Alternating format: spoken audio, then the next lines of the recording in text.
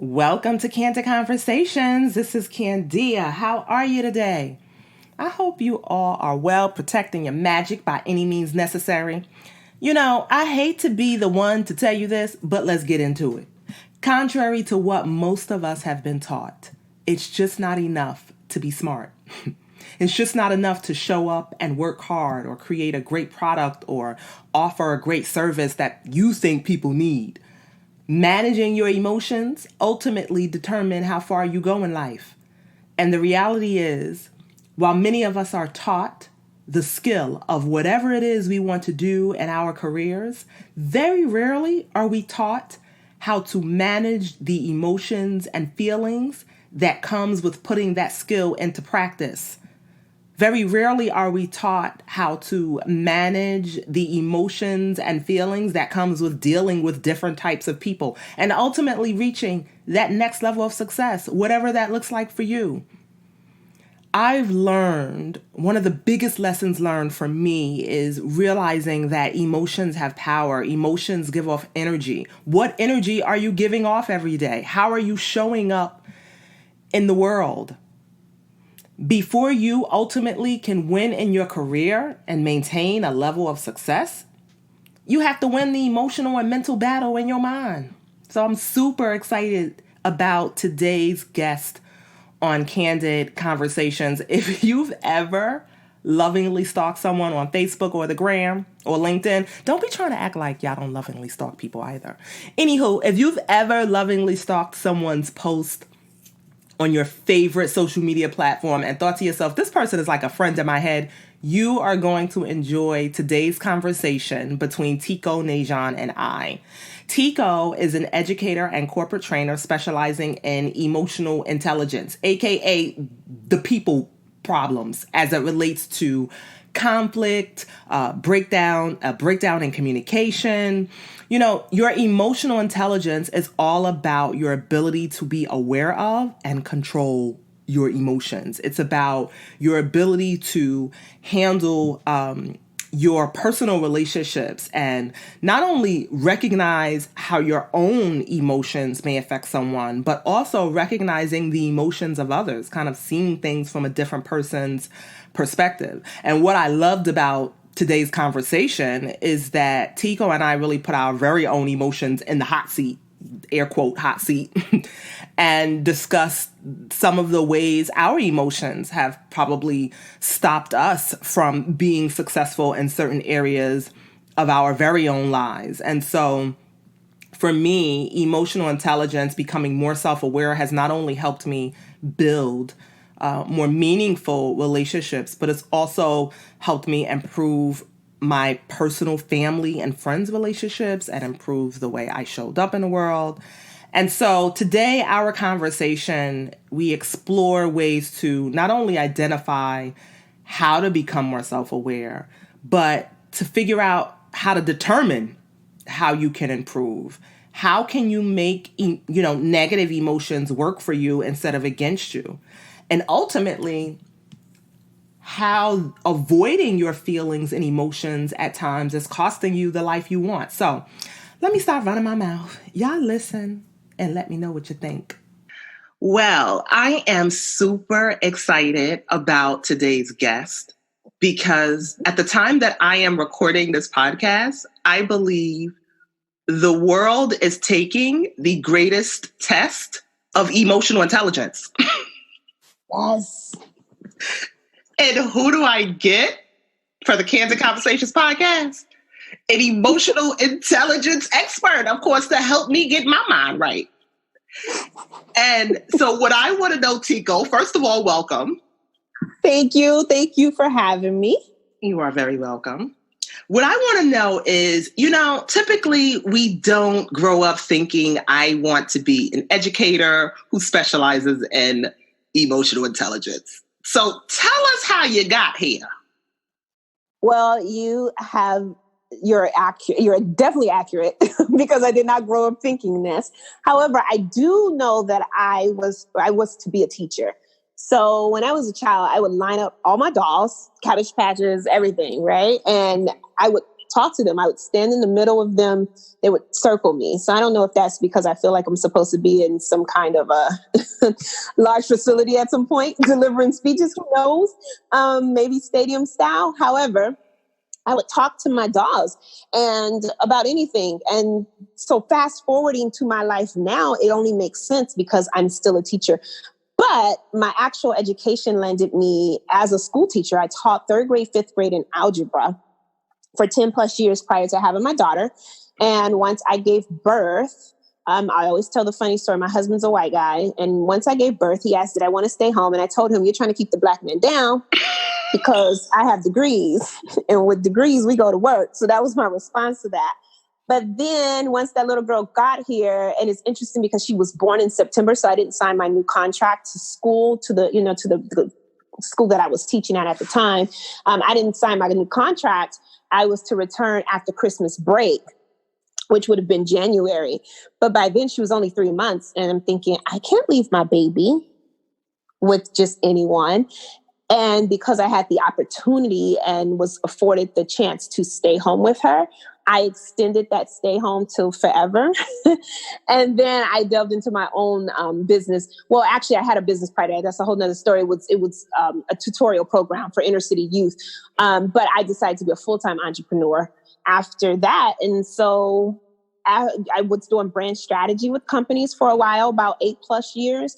And I really recognized that the people I was working with, they didn't care about either the people they were leading, or if it was an entrepreneur, they were more concerned about the perception of self than self for real.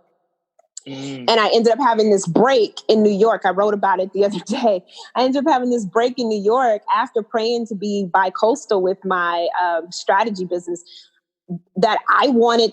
I needed to quit, not wanted to quit. I had to quit. I was standing on a corner and I heard God say clearly, today is the day you have to quit this. And I was like, wait, what? And there's a whole nother story in between there of how the quit had to happen. Like it was direct steps of quitting on that corner. Fast forward, I quit with no plan. And I sat still. I had to sit still. This was the one time I think I was not allowed, if that makes sense, to plan my next steps. I had to quit one thing and then just sit still. And I realized that what I really cared about was the human spirit. And I want to be in that space. I don't want to do what comes easy. I want to do what is right and what I was called to do. And so I hopped on a plane some months after that to get my certification in emotional intelligence. And this has been my road ever since. So, for the longest time, people have focused on sort of like the hardcore skill set, right, as a measure of success, and the materialistic things as a measure of success. But I think we both could agree getting your mind right and internally, right, and relationships and things of that sort supersedes all of those things. So can you define emotional intelligence for us and just give us some examples of how it would show up in our daily lives? Oh, sure. So one of the things that you mentioned, which is super key, is that technical skill that we're hired for, right? Most of the times we're hired for the technical skill. We're brought in, we're interviewed, we're considered, we become candidates for positions based on the technical skill. But in order to keep that position that we're granted, it requires another skill, and that's emotional intelligence. It requires us to have social intelligence as well, which is a great part of emotional intelligence. So that's the difference, right? So those, like when you mentioned the hard skills, one of the activities I did with a team that I was working with, it was interesting, is I asked the leaders at that round table, what would be considered as a great worker, a good leader, and nothing they put, they did use Post-its. None of the answers included anything that had to do with the skill set, right? The actual work. It had to do with communication, a great communicator, honest, open, fair, empathetic, kind to their teams, shows up on time. Like, everything had to do with character, if you will. And so that's kind of our proof that that's what's most important. And for it to show up in our daily lives, it's something that we have to practice. I really believe character is a muscle and we have to build it. And so with that, when you think of emotional intelligence and you think of the things that make us emotional, the emotions that drive us, there's actually like, the basic ones of fear, anger, happiness, sadness. Those are our core emotions, but they show up all the time.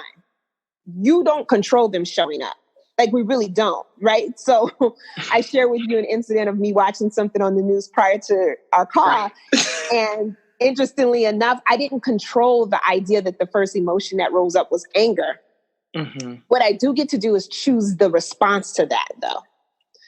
So when you ask, how do we use it in our everyday lives, or how does it present itself in our everyday lives? It happens. Now, here's, if you don't mind, I would love to share the difference. Go ahead. I'm all in. Okay. So feelings and emotions are two different things. Okay. And usually we use them interchangeably, but they're really not. Mm-hmm. Feelings are our learned reactions to situations or circumstances. So the way we feel about poverty is directly tied to what we've learned about poverty. The way we feel about culture and race is directly tied to what we've learned about it. The way we feel about kindness, charity, any of those actions is based on what we've learned to feel about it. So if you grew up in a home that promoted caring for other people, then you're more likely to feel a certain way when you see certain things happening to a group maybe of people who are just that are underprivileged, or those who are less served in the communities. You're going to feel a certain way. Mm-hmm. The emotion is the biological reaction we have to the circumstances. And the proof in that is, there's data and science to prove it, but the simplest way for me to give you the proof is, if I'm fearful of a dog and you're fearful of a dog, and another woman from a different culture is afraid of dogs, mm-hmm. we're all going to respond the same way biologically. Like our physical response, our heart's going to beat faster. We're going to get hot. You're going to start sweating. So our emotions are these natural responses, but based off of what we've learned to feel about certain things. So what makes you happy may not make me happy. But when we're happy, you're going to know that there's some common thread between the happiness, because we're going to respond similarly. Our body's reaction will respond similarly. Does that make sense? That makes perfect sense. Oh, okay, good. And what I'm thinking, because I'm thinking about my feelings, I'm putting myself in different situations. Please, yes, exactly. That I'm really big on is unlearning. Like, Candida, you got to unlearn. So yes. Really, I guess a lot of us, and let me just pick on me, a lot of it is unlearning how to not respond to some of my feelings. Yes. So here's the deal. You can always respond. You have to choose the response that's going to better serve the outcome you want. Mm. Because usually when we say, I don't want to respond to feelings, and since you say we're going to pick on you, I'm going to use myself and you. We just hope that whoever else is listening can apply it to themselves, okay? Right. When we say we don't want to respond to feelings, what we're really saying is, I don't want to feel the feeling. Right. And that gets us in trouble. And so when we don't allow our space to feel the feeling, then we hang ourselves out to dry, because it's only human to feel things. Right. Think about the opposite of a person who never feels. They're considered a sociopath, right? So you have to feel. You have to learn to feel, and then choose the response that's going to be best served to that emotion and that feeling that shows up. Right. That's so very true. Even when I think, you and I have similar stories in terms of working in corporate and then changing and not really having a plan. That was me. But I do realize, so I have some affirmations that I read to myself every day, and sometimes they're questions. And so one of the questions I have is, how much time are you spending avoiding rejection? Because on the other side of that rejection, on the other side of that, the inactions that I'm taking to avoid rejection is really my success. Really, when I think about that, because maybe I'm not putting myself out there to email a certain person or pitch a certain person because I don't want to feel that rejection. And Oh, I'm so, so guilty. Listen, I almost feel like you're like, yeah, I'm going to say this is me, but Tieko, I heard something about you, and so I'm going to use it, because I just had this conversation with one of my dearest girlfriends the other day about the idea. I like warm leads, and I like being connected by people, because I feel like that vouching for me makes me safe. right. Whereas when you really think about it, I think that vouching is my way of avoiding the rejection that could come from me doing a cold call, or my manager doing a cold call or pitch, you know? So I totally get you. Like, sometimes that idea of rejection, but if you think about it, rejection is such a huge thing depending on how you grew up. So for myself, my mom was a foster kid. So that tells you about that side of family, right? I don't have biological family past my mother on that side, other than my brother. And I had two brothers, one has passed away. And then my dad is nowhere around. So if I were to really sit with it, I've processed rejection in a different way, right? And almost, I mean, to be honest, in a generational way, it's been a generational thing of what feels like rejection. Now, we know people make decisions based off of what they know, right? Or don't know. But for myself, it boils down to someone rejected their role. Right. And so that protection of rejection has now, that's funny, protection of rejection. That protection of rejection has now shown up in the way we respond. Right. Or not even respond, in the way we even take action, right? Right. Let alone respond to something. Right. So I totally feel you on that rejection piece. Yeah, I just had to get real on the feelings that I was avoiding. And when I think about some of the moves that I want to make, the reason why I haven't made them is really because of the feelings that I've been avoiding. Yes.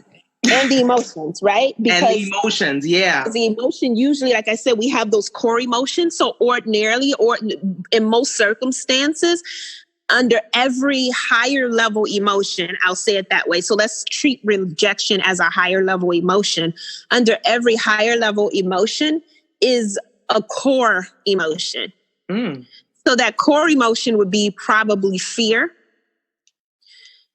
sadness, because there's 4 core emotions. Some people say 6, which would include shock.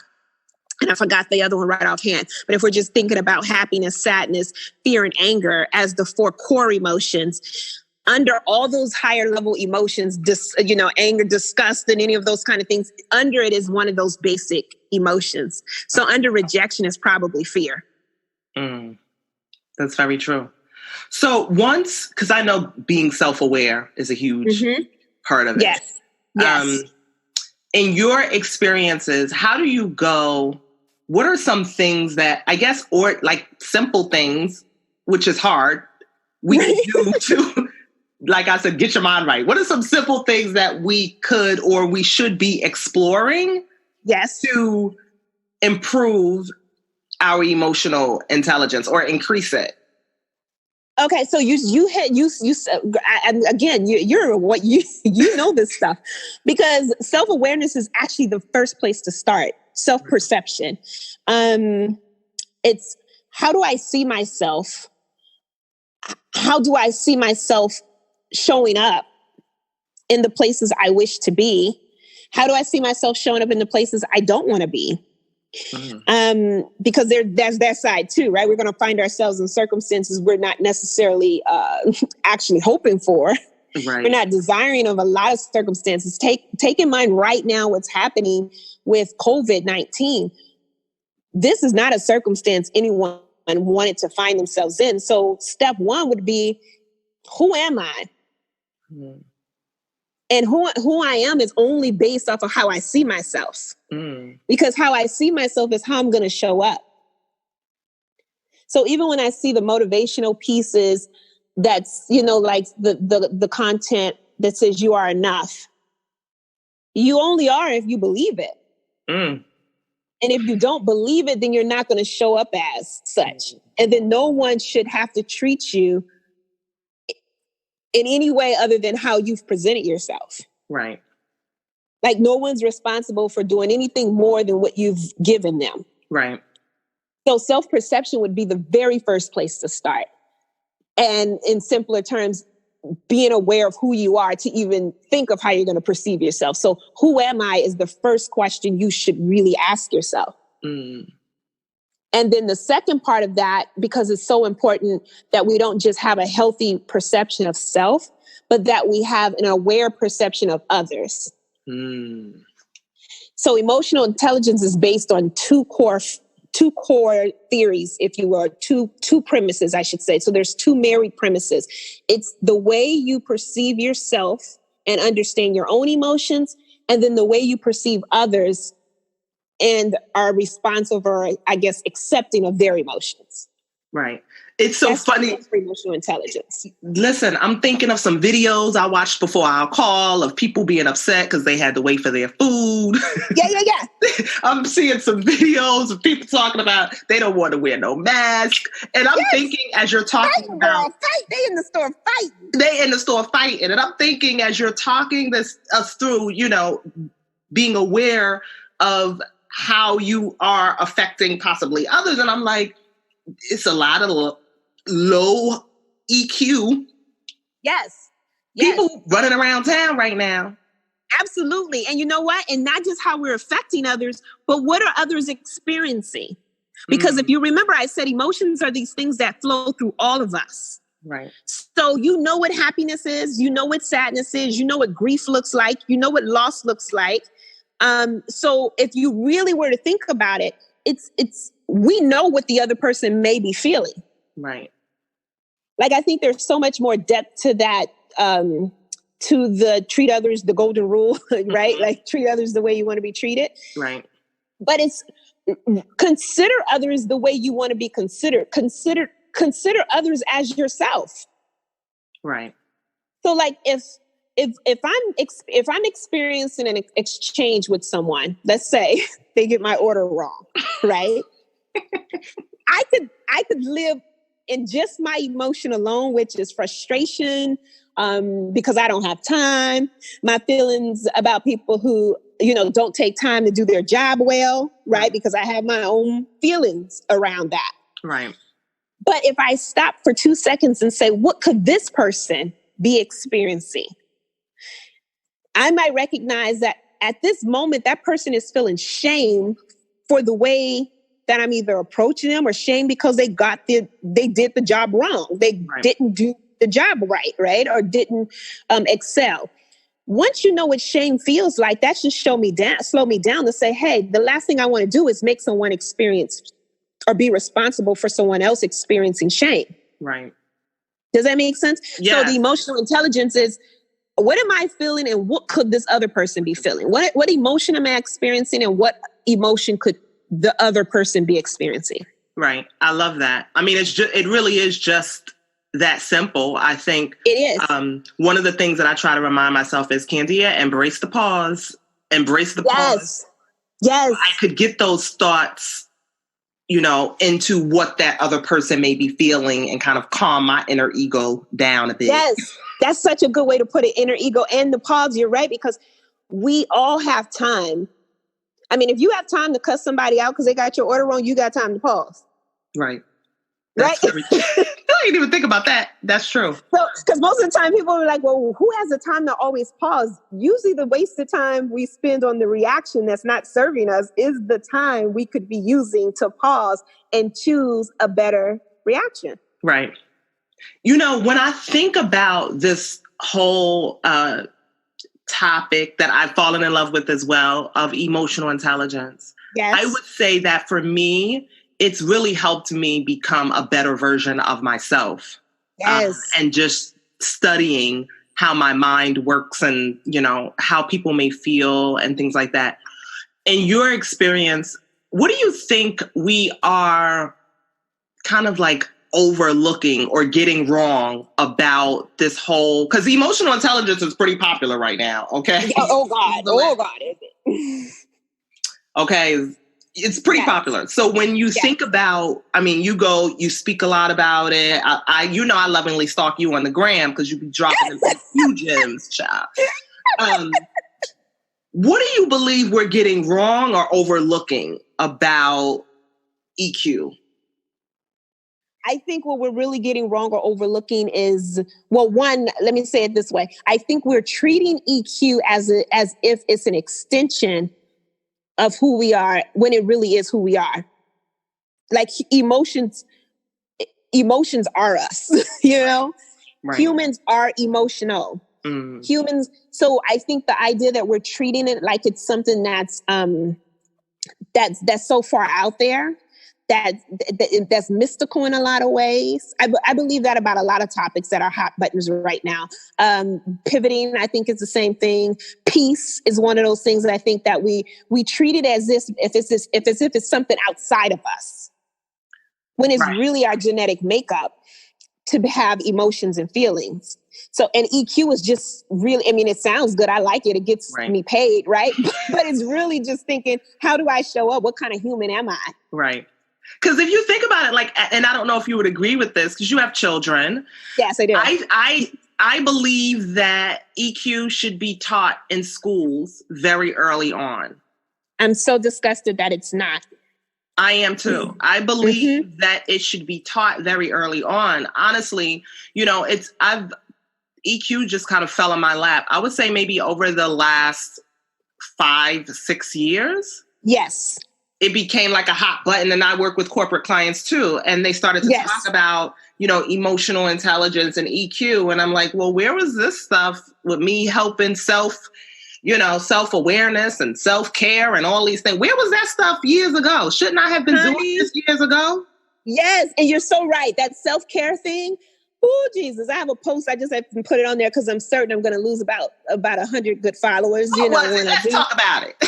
Because I truly believe that we've decided to fix something we've never wanted to address. So I feel like self-care has become one of those comforting pillows that we warm up to and we cozy up to make us feel good. But here's the deal. Self-care shouldn't be a pause and a break away from crazy. It should be the actual time we use to fix crazy. Even if it's a bath, it should be not like, oh, let me get this bath in because I got to return to crazy. It should be, I'm getting this time in so I could reflect and really work on what's crazy. Right. So the self-care movement, I appreciate it, but I don't appreciate the idea that it's being so disconnected from actually fixing us. Right. It's being treated like, let's pause from us and then we'll go back to us when I'm done with my candles and woosah. Right. And that to me, which goes back to your other question, like, what are we missing? We're just missing the element of humanity that we are to exist in because that's who we are. Right. Right. You know what's so funny? I've always admired other countries because I think that they get the power of pause, right? So it was like the first time I went to Europe, and which was years ago. Well, it was specifically in Italy. And, they take like long breaks, like 4-hour lunch breaks. Yes. Sitting in a restaurant, they don't really harass you, right? Yes. After, like when you're eating, it's not like a rush to come make you pay the bill and things like that. It's like, okay, eating is conversation time. It's just not about. Absolutely. Yes. Yes. And so, although this is a very unfortunate time that we're in right now, we're exposed. It's like we are fully exposed now for treating self-care as something that's disconnected. Or something that's outside. You're right. Like something that's out, but then we go like it's crazy. It's outside and we should go get it as opposed to it being a part of us. You're absolutely right. Because guess what's not working right now? Self-care. No. But had we learned the lessons or had it, and I don't blame any person because our society has not been set up this way. Right. But had we been inundated with the lessons around actually being well, and again, we're talking about I said again, but usually I preface my interviews and my conversations with, we're talking about well-minded people, right? Like literally healthy-minded people, because of course there are people who suffer because of, a mental break somewhere, chemical imbalance. Mm-hmm. But for us who are mentally well and mentally stable, if we were taught what that looks like to protect it and to grow it and to nurture it and to guard it outside of some trauma, then we would be good. Right.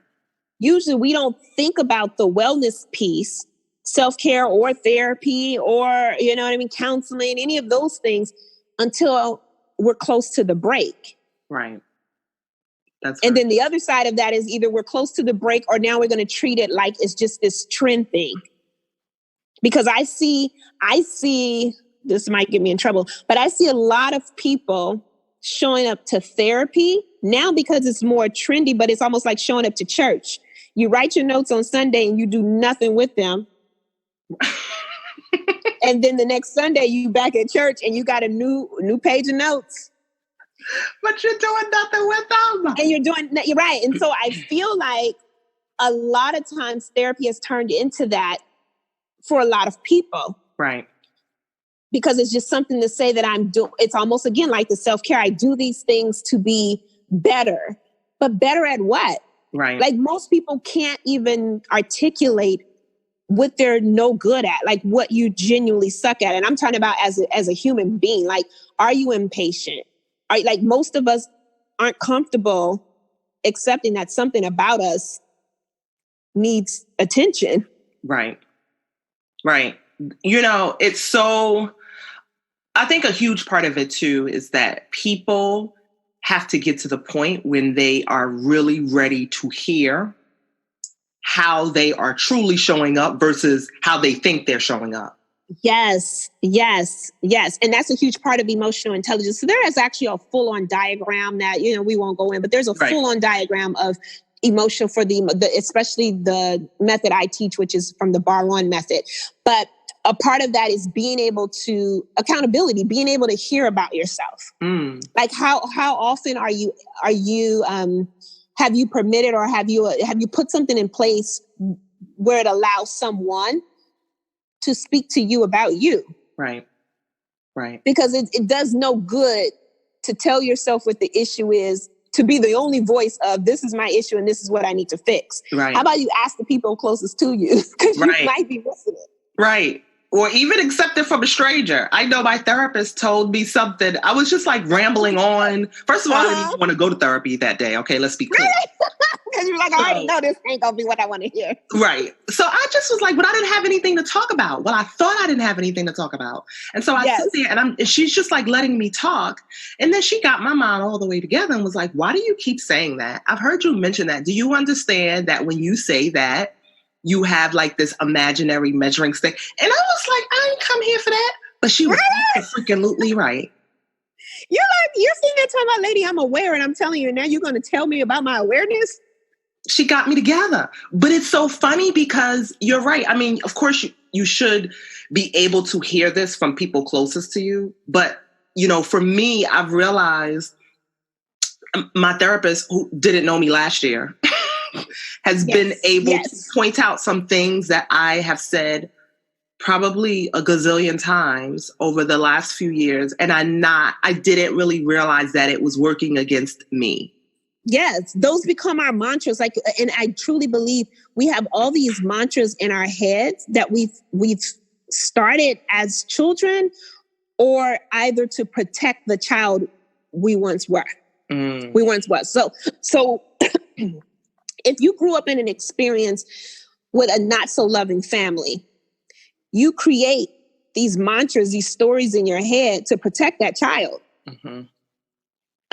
Same with if you've gone through, say, divorce, you protect the woman who was divorced or the man who was divorced. Anything that has a traumatic experience, I think we always go into a protection mode of it, right? And rightfully so. The problem is sometimes you need an army to help you protect it. And that's where therapists come in. You would never go to a medical doctor and say, hey, I've been having this pain here.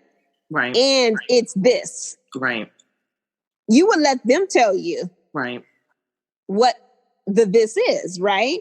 But when it comes to our emotional health and our being just good people, being just trying to show up as a good human, we rarely depend on the advice of anyone. Right. Right. If we were to be honest, some of us go to therapy just so we don't have to hear it from a friend. Boom. Right? I didn't even think about that. The friend probably knows best. The same girlfriend who's been riding with you forever, she probably could have told you, hey, when you constantly say this, or I noticed that this is your fallback position whenever you're faced with this. Like right now with people who are trying to figure out their pivot or their change, their shift. I get hot just saying the word pivot because it's such a weird word to me right now. But I have that friend could probably say, you know what? Every time you're faced with a big decision, you respond like this. But we don't want to hear from friends. So we'll go we'll sit with a therapist and have to replay our entire life. Right. For them to figure it out. And I'm all for therapy. I am all for therapy. But what I am saying is it's when we talk about that being aware and self-awareness, include the people who know you best. And here's a hard truth. If you don't trust them enough to speak into your life, then they shouldn't be there in the first place. Whew. You done dropped the mic, closed the Bible, and walked off the stage. It's just true though. Like, I don't want friends that I don't trust to tell me about myself, because that means I am not even safe to fully show up. Right.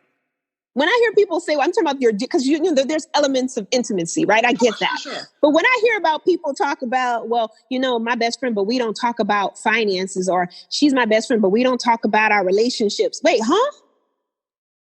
In my mind, I'm thinking, well, then no, she's not that, because or you need a new that or a new definition for that. Right. Because you should feel safe to be able to show up as whole to someone in your life outside of your therapist. Very true. Very true.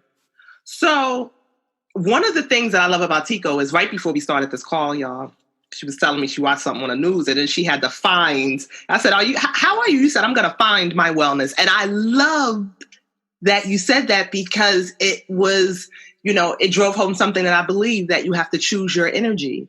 And so how are you juggling, you know, you're married, you have children, and then there's the news, right? And you forgot something. There's also my mama. See, my mama lives with us too, because she does all the cooking. So I always say that I'm the breath for everyone. Like my husband, my 2 children, and my mom, we're all here. Right.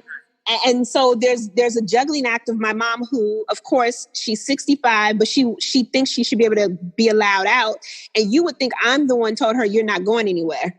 We're not going to go there today because I got one too. But yeah. Yeah, see, the government told me to tell you that you're not going anywhere. So so I'm juggling all those too. So just telling that. But you say, how do I choose the wellness? Yeah. Okay, so here's how this works. When it comes to the emotions, like we talked about, we have to be very mindful. And I've been posting this a lot lately because it's been coming up. And I really believe if I had one message to give, it would be emotions in and of themselves are not actions. They're not behaviors. They're indicators that we have to choose a behavior. So if I'm disappointed, saddened by the news, in shock because you're telling me in Los Angeles we have to stay in the house until now, August. I was saying a couple of prayers for you. You know, I have to respond. I have to choose a response to that shock. But I'm very much responsible for feeling what comes up with it. I'm very much responsible for feeling all the feels of how this makes me, anxious and throws off my plans, and having to figure out how to help my children grieve a summer missed. And we don't miss summers, you know? And so my daughter was supposed to graduate next week from 8th grade. And how do I navigate that? You know, my son is extremely advanced in school, but he's a social learner. Mm-hmm. So having to choose the behaviors. And I'm going to tell you this, when I say I choose my wellness, I don't choose it based on the idea of it being perfect. I choose it based on the idea of it being real. Mm.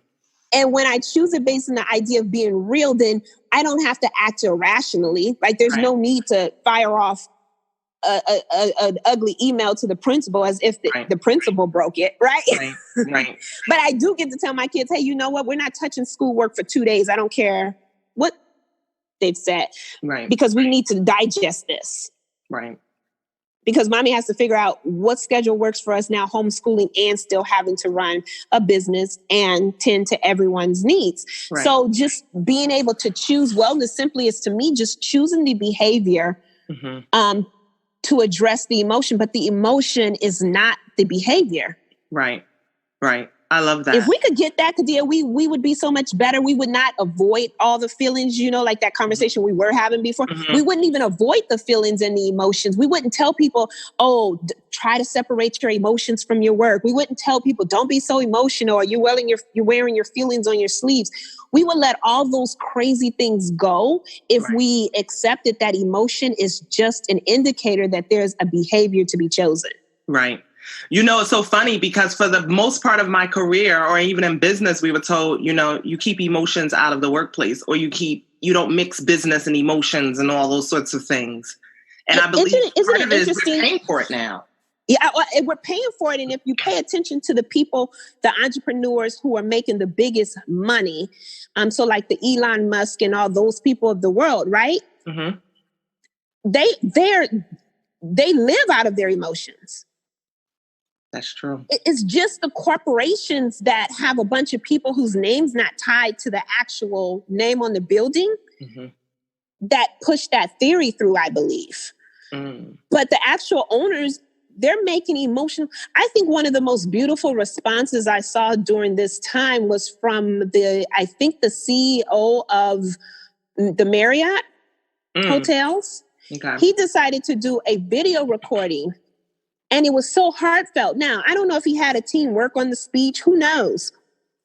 But he gave his heart during this time. And I think you're right. Like, it's showing up as that was the wrong way to do it, in not allowing emotions to be a part. Because as soon as this broke, if you will, our norm was straight broken, right? Like our norm has been cracked into pieces. Right. As soon as the norm was shattered, everybody's trying to figure out the emotional toll, hence emotional intelligence being the biggest thing. How do I, manage a team from afar? How do I keep my team well during this time? How do I nurture working moms from home who have children to homeschool? Now we're sitting here trying to figure out, how do we take care of people? Right. Right. You dropped so many gems. One of the gems that's sticking out to me is like, I need to put this as one of my affirmation cards. Yes. The emotion is not the behavior. It's not. Yep. That is just, it's over and over and over again in my head. And I think particularly now when you watch the news, or, you have family things going on, you're trying to juggle business, and certain emotions do trigger certain actions that sometimes I feel like I have to act on them, but essentially I don't. Mm-hmm. So you don't have to act on them, you act towards them. So you're not acting, the emotion is not going to be what your action. You're going to act towards the emotion. Right. Right. I abso-freaking-lutely love it. This has been a pleasure. Most importantly, I'm excited. How can people continue to lovingly stalk you like I do? They can do exactly what you do. Instagram is my playground for our everyday people like you and I. I do corporate training. So if anyone works for a company and they're interested in doing an intro, then they can do that. Everything is under Tieko Nejon, TIEKO Nejon. That's my first name and middle name. And so my email is info@ tiekonejon.com. They can email, they can follow on Instagram. Let's connect on LinkedIn. And let's get it. Okay, I love it. One more question. I'm going back. Please. Yes. How did you find, because when I initially reached out to you, I said, I need to have you on my podcast. Number one, I don't see too many women who look like us leading in emotional intelligence. And so I just want you to share some advice for the woman who wants to step into a role where she doesn't see many other women who look like her using their voice in that space. What advice would you give her? Because you are a true force to be reckoned with. And I thank you very much. You showing up for us in this space. Thank you so much. Thanks for having me. And I remember we had that conversation, and I'm going to share with you offline an idea I have based on the conversation we had for women, for people like us of color, women like us of color, not even being recognized in the professional space of development. Right. And so what I would say to any woman who wants to show up is know truly what your gifting is. Mm-hmm. So as I've done shifts in my career, like from corporate to actually starting my own company, now it's been 12 years, to shifting into just emotional intelligence and professional development, the one thing that has always stood at the core is me teaching. That's just who I am.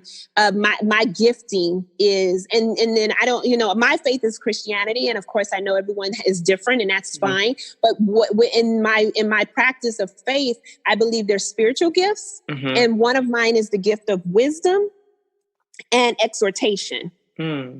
And for me, I just think when you know what you're actually supposed to be doing, the avenue you take to do it is so open. So when people say, stay in your own lane, stay in your lane, but you could drive whatever vehicle you want. If you want to bike it, you want to get in a luxury car, you want to take the bus, I don't care what you do. If you're in your lane, do it. So my advice would be really hone in on what's that thing that you find yourself doing. Like I said, from lining my dolls up as a child, what's the thing that's your space? And then work from there, and then start looking for places that need you to show up. Right. Because the question is where should I show up? And so once I sat still, when I had that whole break, and I sat still for, I think and I will say this, I came off social media for what was supposed to be 30 days. I needed to cut out all distraction. And I ended up off for like 45 days. And in that time, I only spent time with my mind outside of my family to just see what is it I wanted to do. So if you don't mind, I'll drop this last little tidbit. No, I don't mind at all. Okay, when we think about this idea of a pivot, I'm doing a class soon, but I expressed in my post that I remember joining a Zumba class after my son was born, and I would stand to the back because I've never been the coordination girl. Like, I knew I wasn't supposed to be a cheerleader because I couldn't do coordinated steps. I could bust a move, but it's going to be my move to the beat, right? And so when I was doing this Zumba class, I decided to stand to the back. But here's the problem with that. I don't know if I got the results I could have gotten. I did lose some weight because I was like, if you just move to the music. But I don't know if her moves were strategic to get a certain result. And I liken that to pivoting. Some people are just moving to a beat. They're not sitting still long enough to plan. So anyone who's looking to transition into anything, take time, as you say, for that pause. And there's 4 P's to my whole pivot thing. One day we'll talk about that. But take time to actually pause so you can think of your plan, not just move to the beat, because while you might see some results, right, you won't see your greatest results. And then the last thing I would say, show up as who you are. Show up as who you are. I love it. Well, that's a great way to end the second time. Yes.